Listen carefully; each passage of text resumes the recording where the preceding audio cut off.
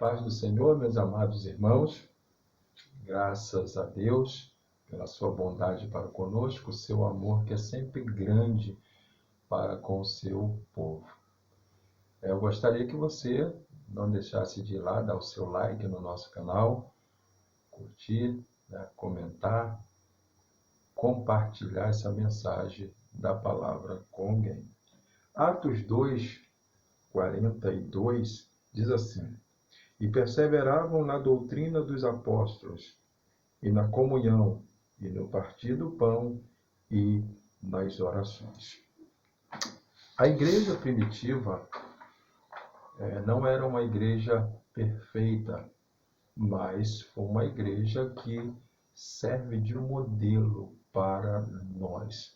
Era uma igreja que tinha problema como todas as outras têm, porque onde tem gente, tem problemas. Mas aonde o Espírito Santo atua, o Senhor dá graça para que esses problemas sejam resolvidos.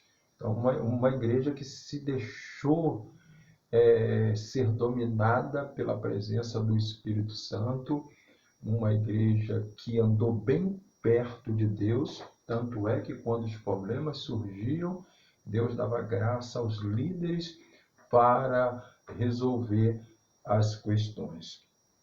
A igreja, o que é a igreja? A igreja é um projeto de Deus, um projeto oculto no mistério de Deus, um projeto que foi revelado aos homens e um projeto de riquezas incompreensíveis. Mas aqui eu quero tratar da igreja como uma comunidade, partindo da igreja primitiva.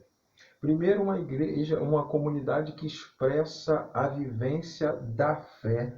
O texto que nós lemos vai dizer: e perseveravam na doutrina dos apóstolos, no ensino, perseveravam, mesmo sob perseguição, estavam ali, perseverando na doutrina, na comunhão, no partir do pão e nas orações. Atos 4, verso de número 32 e o verso de número 33 vai dizer assim: e era o coração e a alma da multidão dos que criam, e ninguém dizia que coisa alguma do que possuía era a sua própria, mas todas as coisas lhe eram comuns. E os apóstolos davam com grande poder testemunho da ressurreição do Senhor Jesus, e em todos eles haviam abundante graça. Que exemplo de fé para nós! A igreja primitiva sabia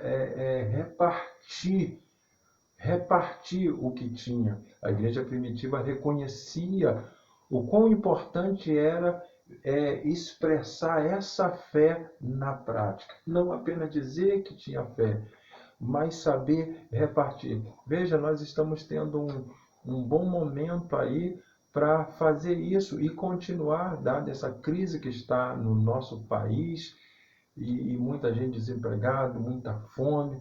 Mas não é só fazer por causa disso, mas vivenciar isso. Lembra do teu irmão. Nós somos os guardadores dos nossos irmãos, devemos nos preocupar com ele. Então a igreja, como uma comunidade, ela é uma comunidade que expressa a vivência da fé. Segundo, ela é uma comunidade que expressa a comunhão cristã.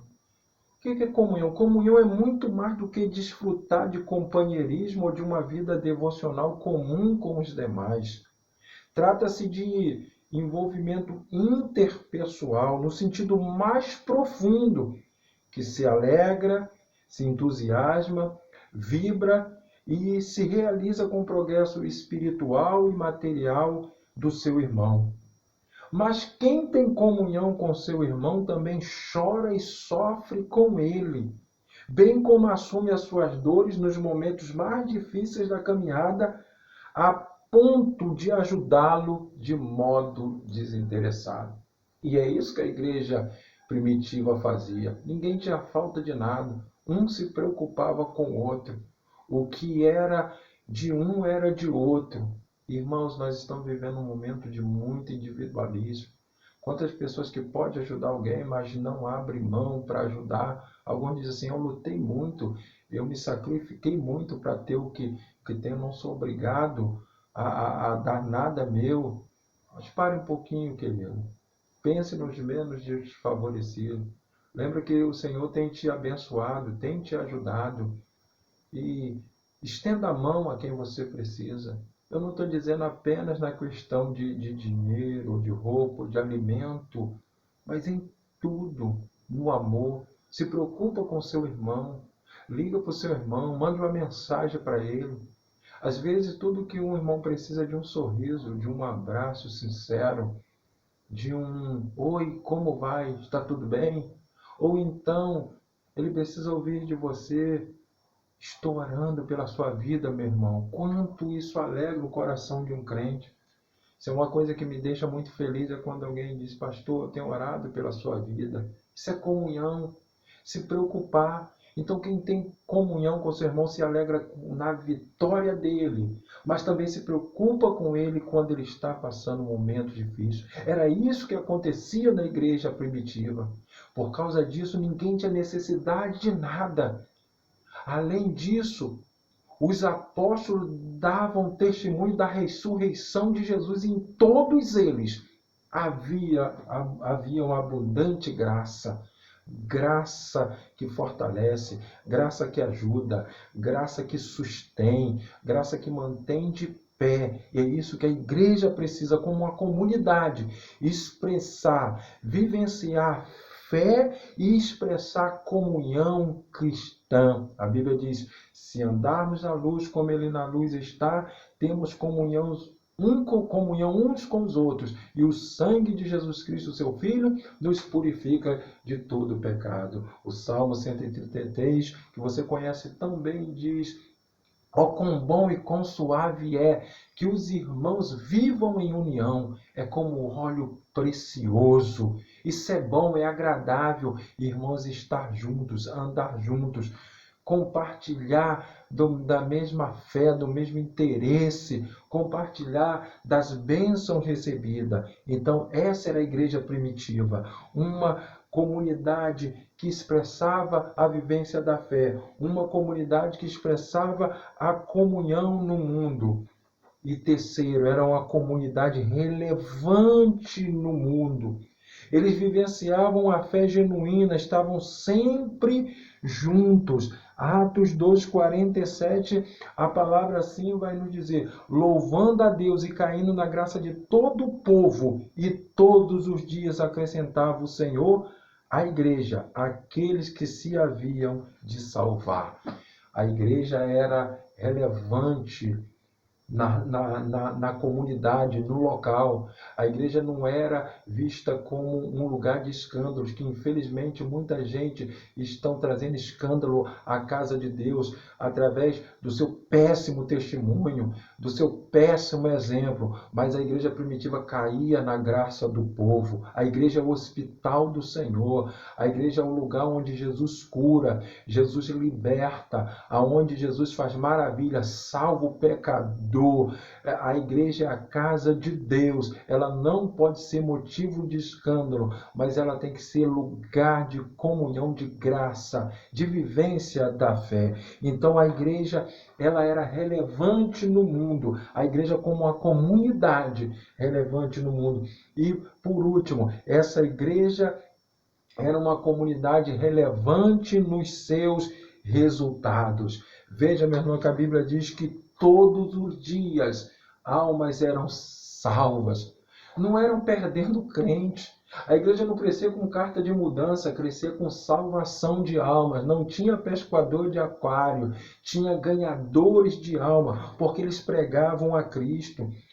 Segundo, essa igreja tinha um crescimento espiritual genuíno, ela crescia, ela não inchava. A Bíblia diz, todos os dias o Senhor acrescentava à igreja aqueles que iam sendo salvos. Essa igreja também tinha milagres, meus irmãos, milagre. A Bíblia diz que Deus fazia milagres através dos apóstolos. Os obreiros da igreja tinham poder do Espírito Santo.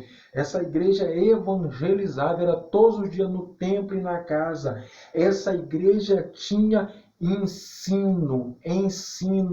Era uma igreja. A Bíblia diz que eles perseveravam na doutrina dos apóstolos. Então, pensa numa igreja que tem salvação, que tem crescimento, que tem doutrina, que tem milagres, que tem evangelismo, é uma comunidade abençoada.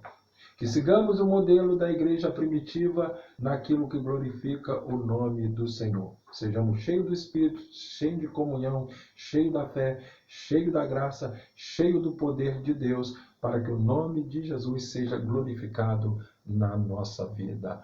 Que Deus abençoe a cada igreja, que Deus abençoe a cada um de nós e nos dê a sua graça e que possamos, no momento de crise, estar como a igreja primitiva, perseverando na doutrina, na comunhão, no partir do pão, para que o nome de Jesus seja glorificado na nossa vida. Deus em Cristo nos abençoe em nome de Jesus.